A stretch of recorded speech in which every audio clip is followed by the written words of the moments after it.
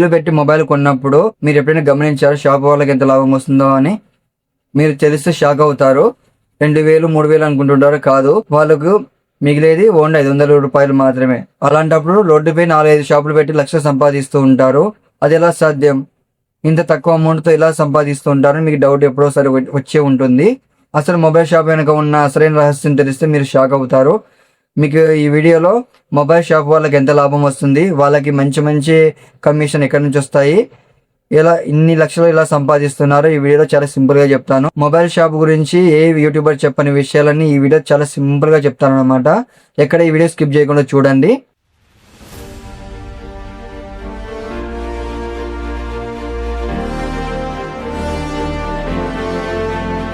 Hi guys, welcome to our channel. నేను మీ బాలజమ్ముల. ఈ రోజు వీడియోలో మనం రోజు చూసే మొబైల్ షాపుల్లో చాలా మంచి లాభాలు ఉంటాయని అనుకుంటుంటాము.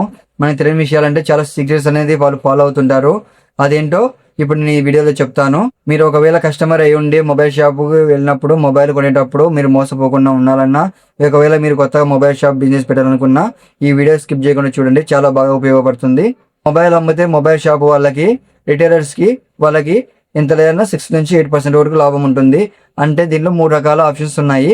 సపోజ్ ఒక ఫస్ట్ వచ్చేసి ఆన్లైన్ బ్రాండ్స్, అంటే మోటోలా, పోకో, ఐక్యూ లాంటి బ్రాండ్స్ వాళ్ళు అమ్మితే వాళ్ళకి 2% నుంచి 3% వరకు వాళ్ళకి మార్జిన్ అనేది ఉంటుంది.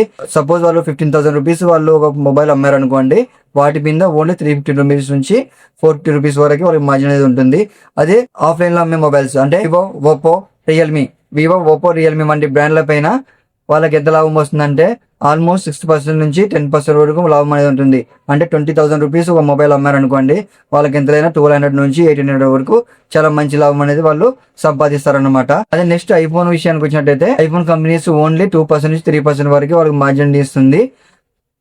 వాళ్ళకి ఒక మొబైల్ 1,40,000 రూపీస్ అమ్మారనుకోండి, వాటి మీద 3% అప్రాక్సిమేట్ గా 3% మార్జిన్ అనుకుంటే కూడా 4,200 రూపీస్ మాత్రమే వాళ్ళకి మార్జిన్ అనేది వస్తుంది. ఇక్కడ అసలైన ట్విస్ట్ ఉంది.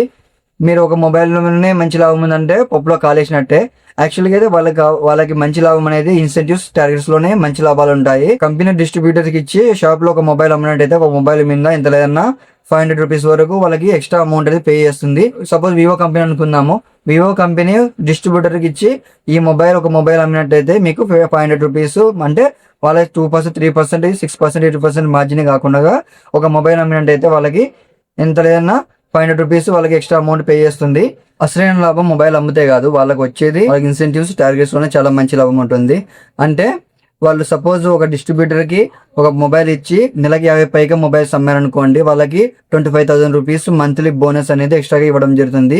మీరు నమ్ముతారో నమ్మలో, యాక్చువల్గా సపోజ్ మీరు మొబైల్ కొన్న తర్వాత ఖచ్చితంగా దానికి temper glass and pouch compulsory use చేస్తారు. కాబట్టి మీరు ఏం చేస్తారు, సరే మళ్ళీ వేరే షాప్లో ఎందుకు తీసుకుందాంలే, ఎలాగో వచ్చాం కదా ఇక్కడ ఉన్నాయి కదా, ఇక్కడే మనం పౌచ్ కానీ మంచిగా టెంపర్ గ్లాస్ మంచిగా తీసుకుందాం అనే ఉద్దేశంతో మీరు అక్కడ ఒక పౌచ్ 300-500 రూపీస్ పెట్టి కొంటారు. మీకు తెలియని విషయం ఏమిటంటే హోల్సేల్లో ఆ పౌచ్ అనేది వాళ్ళకి ఓన్లీ 30 రూపీస్, 40 రూపీస్ మాత్రమే పడుతుంది. అంతేకాకుండా మీరు టెంపర్ గ్లాస్ చేయించుకుంటారు కదా 500-600 వరకు పెట్టి, అది ఓన్లీ వాళ్ళకి 10 రూపీస్, 15 రూపీస్ వరకు వాళ్ళకి అనేది పడుతుంది అనమాట. దానివల్ల మంచి లాభాలు సంపాదిస్తూ ఉంటారు. ఫోన్ మీదనే కాదు, వాళ్ళు ఎక్కువగా యాక్సెసరీస్ మీదనే ఎక్కువ లాభాలు సంపాదిస్తూ ఉంటారు. మొబైల్స్, చార్జర్స్, ఇయర్ బడ్స్ ఇవన్నీ వాటిపైన ఎంత లేదన్నా 200% ప్లస్ వాళ్ళకి మార్జిన్ అనేది ఉంటుంది. మీరు నార్మల్ గా ఒక మొబైల్ కొంటూ ఉంటారు కదా, 20,000, 30,000, 40,000, 50,000 వరకు మీరు కొంటూ ఉంటారు. వాటిపైన పర్సంటేజ్ కాకుండా వాళ్ళు ఏం చేస్తారంటే మీ దగ్గర అమౌంట్ లేనప్పుడు ఏం చేస్తారు, ఓకే మనం ఈఎంఐ లాగా మనం కన్వర్ట్ చేసుకొని పే చేసుకోవచ్చు మంత్లీ అనుకునే ఉద్దేశంతో మీరు బజాజ్ ఫైనాన్స్, హెచ్డిబి ఫైనాన్స్ వంటి వాటిలో మీరు ఈఎంఐ లాగా పే చేస్తారు కదా. వాళ్ళు ఎప్పుడైతే లోన్ ఇప్పిస్తారో దానిపైన వాళ్ళకి ఎంతైనా 500 రూపీస్ వరకు మంచి లాభం అనేది వస్తుంది. కాకుండా సెకండ్ హ్యాండ్ మొబైల్ కొనడం, అమ్మడం, వాటిపైన రిపేర్ చేయడం, డిస్ప్లే కొత్త వేయడం, వాటిపైన కూడా మంచి లాభాలు అనేది వాళ్ళకి వస్తూ ఉంటాయి.